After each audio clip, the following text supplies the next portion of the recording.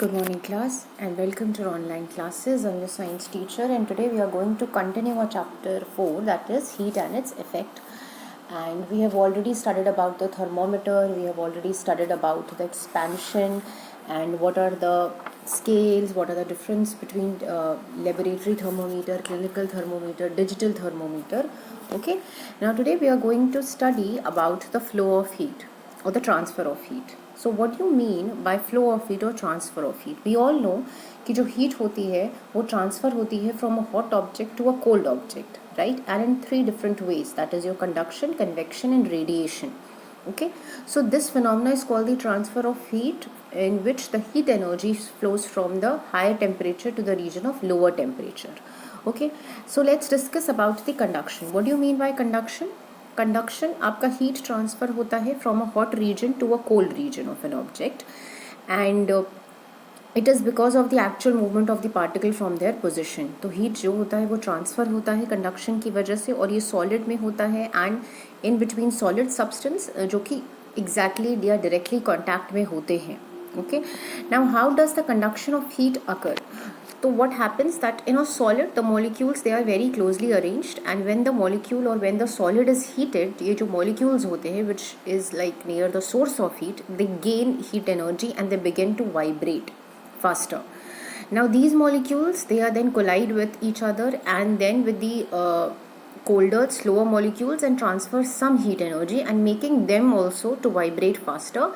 And because of that molecules also become warm and then in turn collide and transfer of heat to the neighboring particles and so on, right? So in this way जो heat होती है वो transfer होती है एक particle से दूसरे particle में by collision or by vibrating particles. Okay, now what do you mean by good or the poor conductors of heat? ये जो rate of conduction of heat होता है वो डिफरेंट होता है इन डिफरेंट सॉलिड. मटेरियल जो कि आसानी से हीट कंडक्ट कर लेते हैं they are called conductors and they are the good conductors of heat and materials जो कि नहीं कर पाते हैं they are poor conductors of heat.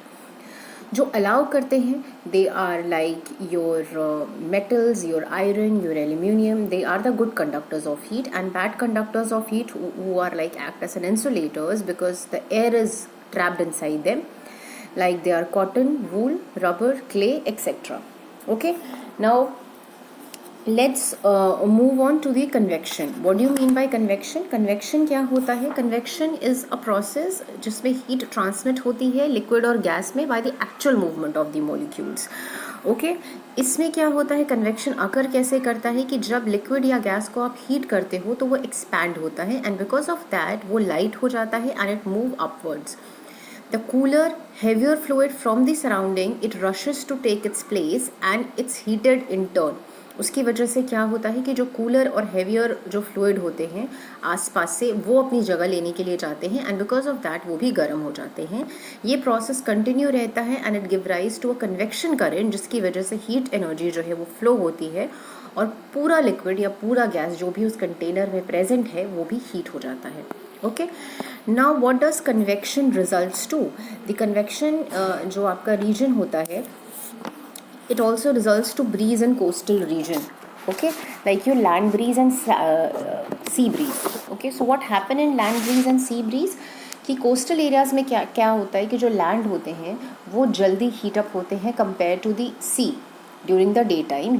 As the air above the land it becomes hotter, it become less dense and risen up. जैसे जैसे आपकी जो ज़मीन पर जो हवा चल रही है वो गर्म होती जाएगी, वो कम डेंस होती जाएगी और वो ऊपर उठती है. ओके, और एक लो प्रेशर एरिया फॉर्म हो जाएगा लैंड के आसपास. जो कूलर एरिया होगा फ्रॉम द सी जो कि डेंस है वो अब उसकी जगह लेने की कोशिश करेगी. ओके, एंड ये जो एयर है that moves from the sea towards the land is called the sea breeze. ये लैंड को ठंडा करती है एंड एट नाइट जो लैंड होती है ये अपनी हीट को फास्टर तरीके से लूज़ करती है और वो ठंडी हो जाती है. Right, then the air above the sea is warmer and thus वो डेंस भी कम होती है, वो भी राइज होती है जिससे लो प्रेशर एरिया हो जाता है एंड जो एयर होती है from the land it moves in to take its place. इसको हम लैंड ब्रीज कहते हैं. Okay, breeze also carries a lot of moisture, that is why जो coastal cities होती हैं उनमें humidity ज़्यादा होती है most of the year. Okay, I hope that you have understood. Now the next thing is the radiation. What is radiation? Radiation क्या होता है? जब ट्रांसफ़र ऑफ हीट होता है in the form of rays के फॉर्म में जब transfer of heat होता है, then that is known as radiation, जिसके लिए किसी मीडियम की रिक्वायरमेंट नहीं होती है। ये जो वेव होते हैं ये वैक्यूम में भी ट्रैवल कर सकते हैं।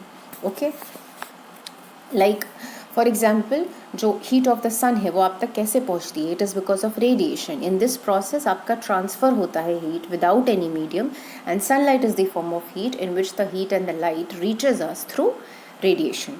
Like people use heaters to keep themself warm during winters, right? तो हम क्या करते हैं? We feel the warmth from the heater जब भी हम उसके सामने बैठते हैं। And how does this heat travel? ये हीट ट्रैवल कैसे करती है? It can not travel by convection, क्योंकि हॉट एयर जो होगा वो ऊपर जाएगा and it will not move towards us. Okay, it can not travel by conduction, क्योंकि एयर जो है वो पुअर कंडक्टर ऑफ हीट है। तो ये जो हीट है ये हम तक कैसे पहुंचती है? It reaches us through the process of radiation. इसके लिए उसे किसी मीडियम की ज़रूरत नहीं होती है to be transferred, and this is how जो हीट होती है सन की वो हम तक पहुंचती है। Even there is a vacuum in the space. Vacuum मतलब वो पूरा खाली है, there is no medium in between, and object जो है वो एब्जॉर्ब या गेन करती है heat with the help of radiation.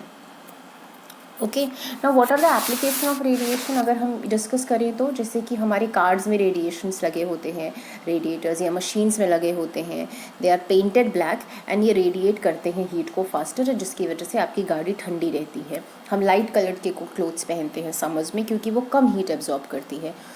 Then आपके जो कुकिंग यूटेंसिल्स होते हैं उनमें ब्लैक बेस होता है क्योंकि वो ज़्यादा हीट एब्जॉर्ब करते हैं कंपेयर टू जो कि कलर्ड आपके वो होते हैं बेस।